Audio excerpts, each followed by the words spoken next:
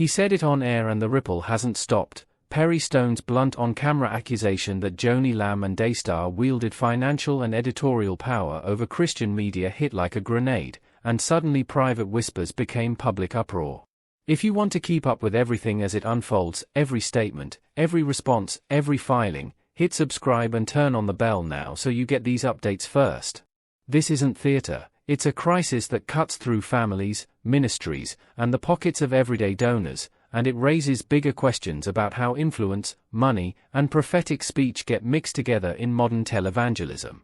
Perry Stone's comments landed in a very particular context. For months, the Lamb family and Daystar have been the subject of intense reporting, family disclosures, and public scrutiny after allegations about how a child's claim of abuse was handled and questions about internal governance rose to the surface. Independent reporting and conversations among insiders had already catalogued program suspensions, contractors cutting ties, and a public rift between family members that played out in interviews and statements. In that atmosphere, a well-known prophetic voice stepping forward with allegations, even couched as impressions about influence and pressure, carried enormous weight. It wasn't just another clip to scan and scroll past. Viewers heard it, shared it, argued over it, and many found the claim urgent enough to demand documentation, answers, and, for some, immediate change. The moment was amplified not only by social media but by a steady drumbeat of reporting that had already put Daystar under a microscope. What Perry said boiled down to a few serious claims: that Daystar's cash and platform came with unspoken expectations, that financial support could shape the tone and even the content of prophetic and teaching voices, and that those expectations had been used to pressure loyalty and to mute dissenting accounts. Those are explosive charges because they strike at the core of what many viewers expect from religious broadcasting, that prophets and teachers speak truth, not what their paymasters prefer. When you mix patronage with prophecy, the public rightly wonders whether prophetic words are spiritual insight or paid-for messaging. The change in perception is swift. What once looked like ministry now looks like influence brokerage, and that's a difficult image to reconcile for donors who gave in faith. Widely viewed clips of Perry's remarks circulated online within hours and were reshared across platforms with commentary, creating a cascade of reaction that moved beyond the initial audience. Stone's claim that donor support carried unspoken expectations is the kind of allegation that demands proof, and for many critics the onus shifted immediately onto Daystar and its leadership to explain three things: how programming decisions were made, what conditions, if any, accompanied large gifts, and what safeguards existed to prevent donors from shaping editorial content. These aren't academic questions. They're transparency measures that any charitable organization should be prepared to answer. Who decides which programs run? Who reviews content? Are major gifts tied to programming commitments? If yes, is that documented publicly? Where those links are murky, suspicion grows fast. It's worth noting that not all ministries operate the same way. Many have clear underwriting policies that are disclosed and independent editorial controls, but when accusations surface that money has an unspoken price, people demand clarity, and skepticism spreads quickly. Stone's public remarks did more than shock, they opened the door for others to come forward. Former staffers, ex-partners, and ministers who had previously felt constrained by fear or loyalty began sharing accounts of pressure, silencing, and editorial interference. Some spoke of subtle forms of leverage, invitations withdrawn, shows not renewed, or comments discouraged, while others described more explicit conversations in which financial realities were raised as a rationale for certain programming choices. These testimonies are messy and they vary in credibility. Some are detailed, some are anonymous, and some are anecdotal. That variability matters. It's why responsible reporting treats such claims carefully, but when many voices independently describe similar pressure points, the pattern is impossible to ignore. For observers, the accumulation of stories made Perry's remarks feel less like a one-off opinion and more like a key cracking open a sealed room. Recordings and interviews released by reporters added texture to those accounts and helped push the conversation from rumor into newsworthy territory. The response split the faith community. On one side were supporters who saw Perry's confession as a prophetic wake-up call that confirmed what they suspected, that certain networks wielded market power in ways that distorted ministry. For them, Stone's remarks were an overdue public correction, a prophetic act aiming to protect purity of message and prioritize care for victims and whistleblowers. On the other side, there were defenders who questioned Stone's motives, reminded audiences of his own complicated past, and urged caution against amplifying accusations without documentary proof. That split quickly moved from online comment threads to boardrooms and donor meetings. Partners weighed the reputational risk of continuing broadcasts on Daystar. Some suspended programs and others publicly re-evaluated commitments. The net effect was concrete. Where trust was once implicit, it now needed to be rebuilt through independent accounting and transparent policy changes, and that rebuilding takes time, money, and visible action. Social media didn't just amplify the revelation, it turned it into a cultural moment. Clips of Perry's confession were clipped, captioned, and reshared with urgency, and a host of new hashtags and trending topics converged around words like Daystar, Joni Lamb, and church accountability. For many viewers, social feeds became the primary source of news, which is why the dynamics of platform virality mattered so much. Viral moments accelerate institutional consequences, donors ask questions faster, advertisers notice audience sentiment, and affiliate ministries get nervous about affiliation risk.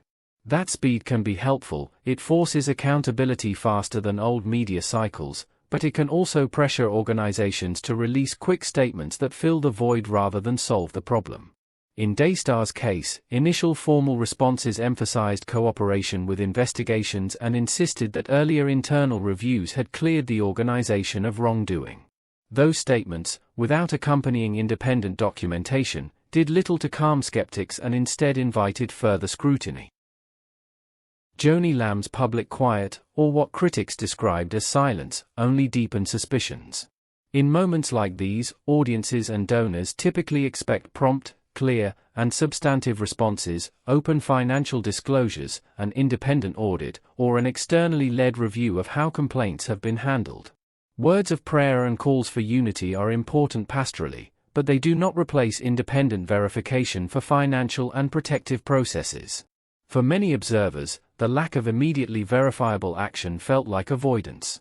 When leaders respond first with spiritual language and later with legal cautious statements, it amplifies the perception that image management is prioritized over transparent fixes. That is precisely why many of Daystar's partners and donors publicly pressed for independent oversight, not more internal statements. As some high-profile ministries paused programming and others publicly questioned the network's governance, donors and viewers increasingly asked, if not now, when will the answers come? As the controversy expanded, the organization's finances and partnerships showed strain. Donations reportedly dipped as some longtime supporters paused giving, and advertisers and program partners publicly distanced themselves. In the nonprofit and broadcasting worlds, money follows trust. When trust erodes, revenue streams become fragile. That reality creates immediate operational pressures. Payroll, programming contracts, and international outreach can all be affected by reduced income. For Daystar, which historically relied on a broad base of small donors and major programming partners, the financial impact was both reputational and practical. Several commentators noted that while some ministries weather scandals, others shrink or collapse when key partners pull away, a threat that turns reputational damage into existential risk. Observers documented cuts in program lineups and statements from ministries re-evaluating their relationships with the network, underscoring how quickly a wave of concern can cascade into economic consequences. Internal morale meanwhile reportedly collapsed in many corners of the organization. Staffers described fractured leadership, divided loyalties, and a sense of confusion that often follows public scandal. When employees don't know whether leadership will be replaced or whether policies will change, retention and effectiveness suffer.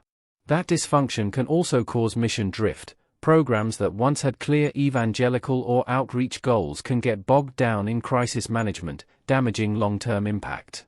Reports suggested that leadership within the network was split over how to respond to the allegations and whether Joni should step back to allow independent reviews. Such internal splitting rarely looks good to outside observers. Instead, it often signals that the organization is wrestling with both the moral questions and the practical realities of governing during crisis. Staff morale matters. Low morale affects content quality, donor relations, and the institution's ability to mount a credible reform process. Critics have used the Daystar episode as a symbol of a wider problem in televangelism, a pattern in which fame, money, and influence can, if left unchecked, distort spiritual ministry. Across decades, there are recurring themes: powerful personalities, family control, blurred lines between ministry and personal benefit, and inadequate outside oversight. Those patterns are not unique to any single network, which is why watchdogs and reform advocates call for standard governance reforms across the sector, independent boards, public financial reporting in accessible formats, whistleblower protections, and clear policies separating family interests from ministry governance. The Daystar controversy, framed with Perry Stone's public remarks at its center, became for many a vivid case study in what happens when institutional safeguards are weak and culture rewards loyalty over accountability. Thoughtful observers note that the corrective path is not merely punitive, it is structural: fix the system so that no single person or family can make decisions with insufficient transparency. From this moment, a few clear takeaways emerge. First, Perry Stone's public confession opened the floodgates. Once a high-profile voice names a problem, others feel emboldened to share what they know, and the cumulative narrative becomes harder to dismiss. Second, the crisis turned private concerns into public reckoning. Whispers about influence and pressure became mainstream questions about governance and stewardship. Third, silence from leadership, even when intended to avoid legal pitfalls, accelerated the collapse of trust. People want action, audits, independent reviews, and clear timelines.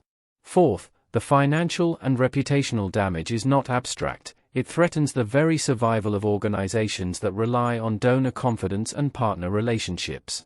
Finally, this episode highlights systemic problems in parts of televangelism where institutional design allows influence to trump integrity. The remedy is structural as much as moral: transparent systems, independent oversight, and leaders who demonstrate humility and accountability. This story is far from over. Investigations, official statements, and possible legal developments could alter the picture in weeks or months. But the public moment triggered by Perry Stone has already done something significant. It moved a private network dispute into a broader reckoning about how religious media should operate in the 21st century. For those who care about the integrity of faith institutions, the demand is simple and urgent: require independent verification, publish clear financial accounting, protect whistleblowers and victims, and ensure that prophetic voices are not subject to financial influence. That's the pathway back to credibility, and it's the only route that will slowly rebuild the trust that was shaken in this episode. For viewers who want ongoing coverage, analysis, and documents as they emerge, remember to stay subscribed and keep your notifications turned on, because in stories like this, the next statement or audit release can change everything.